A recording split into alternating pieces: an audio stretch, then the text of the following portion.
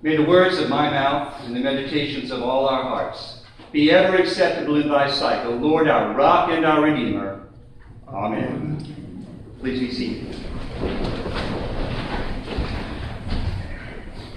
There was once a blacksmith who lived and worked in a small village. One spring day, an angel appeared and called his name. The blacksmith knew at once why the angel was there. Please, I cannot leave now. Why not? You see, I am the only blacksmith for miles around.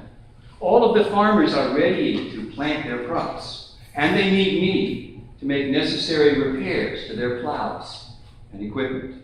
If I go now, they will be unable to plant, and their families will starve. Please ask God to give me a little more time. The angel asked, and God consented. That summer, the angel appeared again. I just can't leave now, the blacksmith pleaded. There was a terrible fire, and a family is without their home. I have gathered all the neighbors, and we are putting together supplies for the little family while we work to build them a new home. I'm the only one who can direct that effort. Please ask God for a little more time. The angel asked, and God again agreed. The angel returned in the fall. This time the blacksmith said, it's harvest time, and the people need all the help they can get. I go out into the fields the first thing every morning and see to the repairs of the harvesting equipment. If I don't do that, the crop will spoil, and everyone will go hungry this winter. Let me ask, you want me to ask God for more time? Yes, if it's not too much trouble. Well, this went on for years. Every time the angel of death arrived, the blacksmith had a reason to stay. And every time the angel asked, God let the blacksmith live a little longer. Finally, the blacksmith found himself old and tired. He prayed, and the angel appeared. Tell God, I'm finally ready to leave and become a citizen of God's kingdom. What? The angel exclaimed. Don't you realize that you have been a citizen of God's kingdom for your whole life? Just look at all the good you did for the people of your village. Think about all those you have helped for no compensation whatever. You have been God's hands and feet in this town for years. Come with me now. You deserve a rest. Live with God forever. I don't think Catherine saw angels, at least not very often. And I kind of doubt that she would have argued about leaving this world and joining God in heaven. But she had a truly long and distinguished life of loving, of caring, and of sharing, and serving God and her neighbors. She was a loving daughter, sister, wife, mother, grandmother, and great-grandmother, as well as an aunt and a cousin to many. Her bright smile, which I saw when I visited her, brought joy to everyone who saw it, and her loving touch quieted many a tear over the years. The words that you just heard Harvey read in our lessons today speak volumes about our sister Catherine. The souls of the righteous are in the hand of God. They are at peace. Their hope is full of immortality. God tested them and found them worthy of himself. Those who trust in him will understand the truth, and the faithful will abide with him in love, because grace and mercy are upon God's holy ones, and he watches over his elect. They have washed their robes and made them white in the blood of the Lamb. For this reason, they are before the throne of God and worship him day and night within his holy temple. And the one who is seated on the throne will shelter them. And we can live secure in the knowledge that our beloved sister is right there with all those happy souls. Imagine for a moment that you're reading a newspaper. I think some of us still read actual newspapers. The more you turn a page, and there you see an ad for a new product. The more you read about it, the more it seems perfect for you, just what you always needed. But as you look more closely, you notice something. The price is missing. It's nowhere on the page. You really want this new product. So you find the company's phone number in the ad and you call them.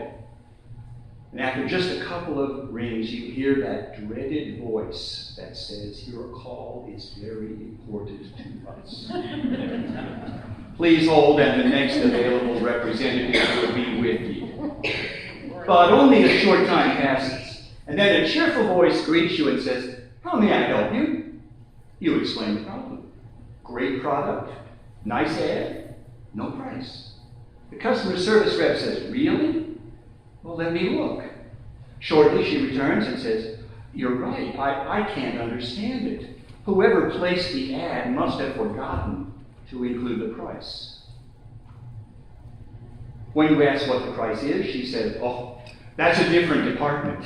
I'll transfer you." And so it is. You go through several people, all of whom cannot figure out what the price is either. Then you hear one of them call out to somebody seated nearby. "Just connect him with Jim," is the answer. "He's been here forever. He'll know what to do." And so after a couple more clicks, a kindly voice answers, "This is Jim. How may I help you?" You explain once more how you saw the ad, you love the product, you want to buy it, but the price is missing, and no one seems to know how much it costs. Well, Jim just chuckles. "Oh, this happens all the time," he says. And then he says, "It's free." "Free?" you ask, astounded. "Yep, free. All you have to do is ask for it." And that's just what Jesus told Martha. "I am the resurrection and the life. Those who believe in me, even though they die, will live, and everyone who lives and believes in me will never die. Do you believe this?" And you heard what she said. "Yes, Lord, I believe that you are the Christ, the Son of God, the one who is coming into the world." Martha knew Jesus and understood what he said. So her only possible response was, "Yes, Lord, I believe. I'd like to have that everlasting life." An ever-living life is God's free gift to those who believe. All you have to do is ask for it, and it's yours.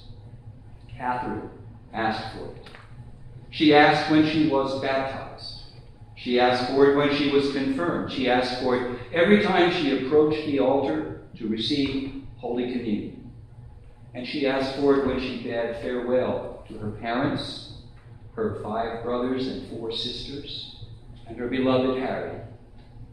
And I know that if she could speak to all of us today, she would urge us to do the same thing. Ask for and receive God's free gift of eternal life. And we have Jesus' promise to us, given in the Gospel of John. "All that the Father gives me will come to me, and anyone who comes to me I will never reject. For I have come down from heaven not to do my will, but the will of him who sent me. This is indeed the will of the Father, that all who see the Son and believe in him may have eternal life, and I will raise them up," as we sang, "on the last day."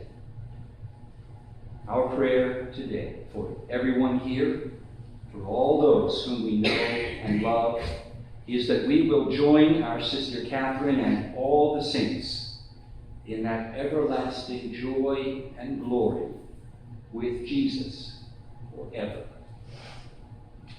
Amen.